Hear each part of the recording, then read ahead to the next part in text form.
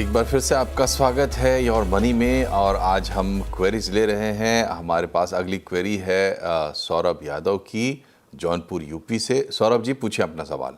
Sir, मैं SIP भी शुरू किया हूँ इसी जुलाई में सर। सर, मैंने पारंपरिक फ्लेक्सी कैप में 6000 और ICICI multi acid mutual fund में सर 5000, हमने ये दो मतलब फंड में मैंने SIP शुरू किया है सर। मैं सर अभी 9000 SIP और करना चाहता हूँ। ठीक है, तो मैं चाहता हूँ सर, मुझे कुछ अच्छे फंड सजेस्ट करिए सर, जिसमें मैं 9000 और SIP अपनी बढ़ा सकूं। दूसरा सर, मैं NPS करता हूं सर। NPS सर मेरा कटता है सर 15,000 और वो सर पिछले 10 साल से कट रहा है और मेरा जो है वो कॉर्पस लगभग 35 लाख का हो गया है। हाँ सर, मुझे जो सर ये मेरा टोटल जो NPS कटेगा सर वो 39 साल कटेगा और जो मुझे SIP करनी है सर वो मुझे 25 साल तक करनी है। ओके जी सर, अभी से करंट। ठीक है। और आपके जो टारगेट्स आपने भेजे 15 साल में बच्चों की पढ़ाई के लिए 2 करोड़, 20 साल में बच्चों की शादी के लिए 2 करोड़ और 30 साल बाद रिटायरमेंट पर 6 करोड़, ये सही है? 6 करोड़ तो मुझे लगता है सर NPS से अचीव हो सकता है, मे बी जो भी हो। ठीक है, इस पर राय ले लेते हैं पंकज मठपाल जी की। पंकज जी। बिल्कुल, देखिए अगेन हालांकि आपने 6 करोड़ कहा तो सुनकर अच्छा लगा कि लॉन्ग टर्म में आपने टारगेट बढ़ा लिया है, लेकिन आपके लिए भी और बाकी जो दर्शक हमें देख रहे हैं, एक बात जरूर कहूंगा कि हमेशा एक बात कहता हूं कि जब लंबी अवधि का टारगेट हो तो महंगाई दर हमेशा ध्यान में रखनी चाहिए। और 6 करोड़ की वैल्यू भी मैं अगर कहूं, आज का अगर मतलब 6 करोड़ की आप बात कर रहे हैं तो वो 30 साल के बाद में यदि 6% की महंगाई दर भी होगी तो आज के 1 करोड़ के बराबर ही होगा। तो 6 करोड़ भी सुनने में बहुत बड़ा लगता है, लेकिन ये राशि भी बहुत ज्यादा नहीं है यदि हम बात करें 30 साल की। आपने कहा कि NPS में आपका कंट्रीब्यूशन है ऑलरेडी 35 लाख रुपए इकट्ठा हो गया है, 10-15 हजार रुपया हर महीना कंट्रीब्यूशन हो रहा है।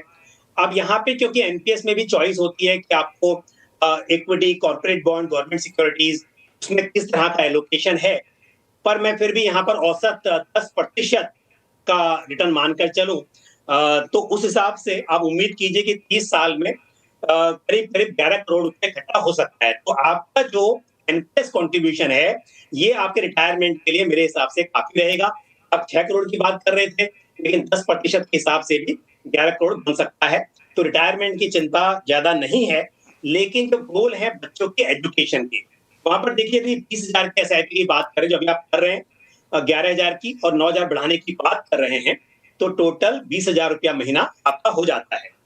तो उसको ध्यान रख के हम बात करें तो अब से 15 साल के बाद करीब 1 करोड़ 25 लाख रुपया इकट्ठा हो सकता है यदि हम 12% का रिटर्न मानकर चलते हैं। तो आप बात कर रहे हैं 2 करोड़ की, थोड़ा कम पड़ रहा है।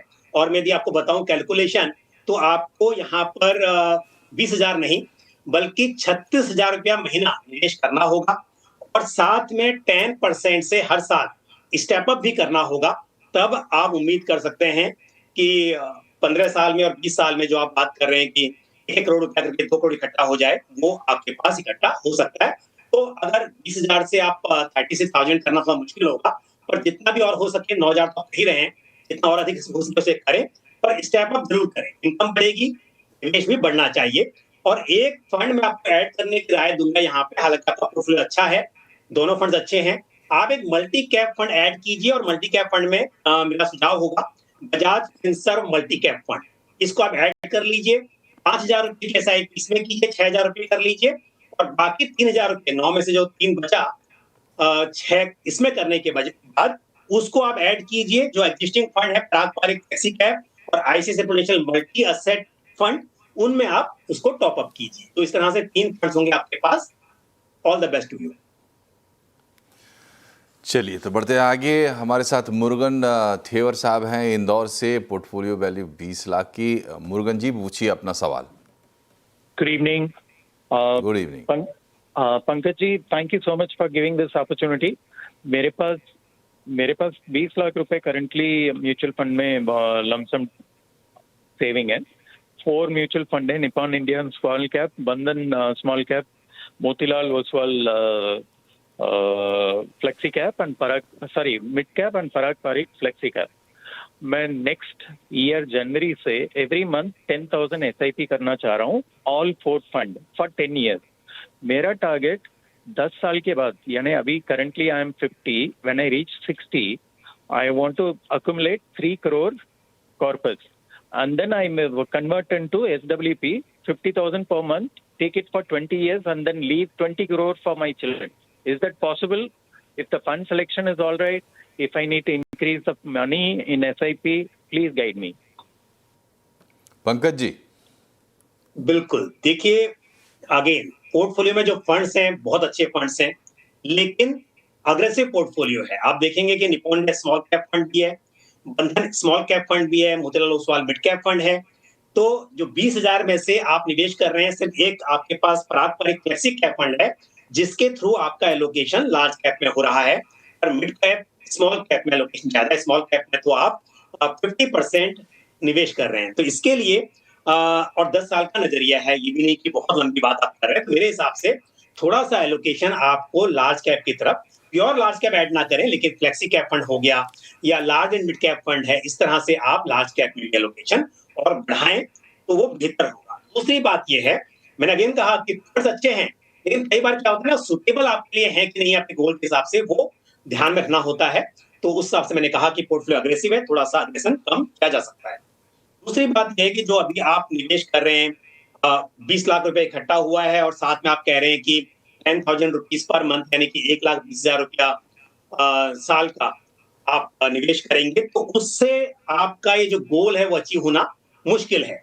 आपको निवेश की राशि काफी बढ़ानी होगी। यदि आप जो बात कर रहे हैं कि आपके पास में 3 करोड़ रुपए हों, तो अगर मैं कैलकुलेट करूं कि 10,000 रुपीज पर मंथ के हिसाब से और 20 लाख रुपए जो इकट्ठा हुआ है, 12% की कंपाउंडेड एनुअल ग्रोथ हम मानकर चलें तो करीब करीब 1 करोड़ 35 लाख, 1 करोड़ 40 लाख के आसपास की उम्मीद आप रख सकते हैं इस हिसाब से।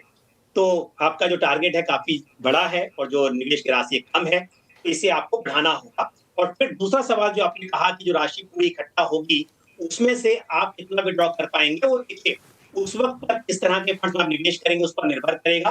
पर फिर भी एक राय मेरी जरूर आपके लिए रहेगी, अगर आप चाहते हैं कि जो पैसा इकट्ठा हुआ है उसमें से हर महीना विड्रॉ भी करें, और जो राशि इकट्ठा हुई है उसे आप छोड़ के भी जाएं, तो आपने कहा कि उसे मैं चाहूंगा कि छोड़ के जाऊं बच्चों के लिए, उसे रख दें, तो ऐसे केस में आपको 0.5% से 0.6% का ही विड्रॉल करना चाहिए, ताकि जो समय के साथ वो जो पैसा है वो बढ़े भी और पूरा पैसा खत्म ना हो। उस हिसाब से आप उस वक्त में कैलकुलेट कर सकते हैं।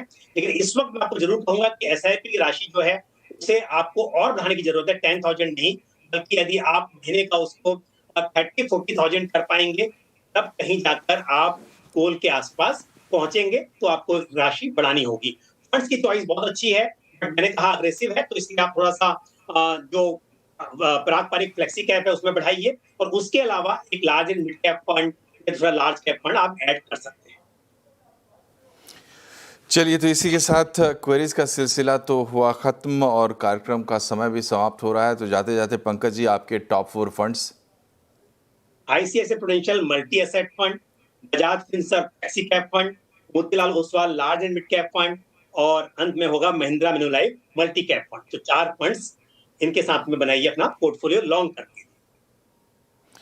तो बहुत बहुत शुक्रिया आपका पंकज जी, हमसे जुड़ने के लिए और हमारे दर्शकों को ये कीमती बेशकीमती सलाह देने के लिए बहुत बहुत धन्यवाद। नमस्कार। कार्यक्रम में फिलहाल इतना ही। आप चाहे तो अपनी क्वेरीज भेज सकते हैं, हमारे पते नोट कर लीजिए, हमारा ईमेल पता नोट कर लीजिए, या फिर लाइव सवाल भेजिए।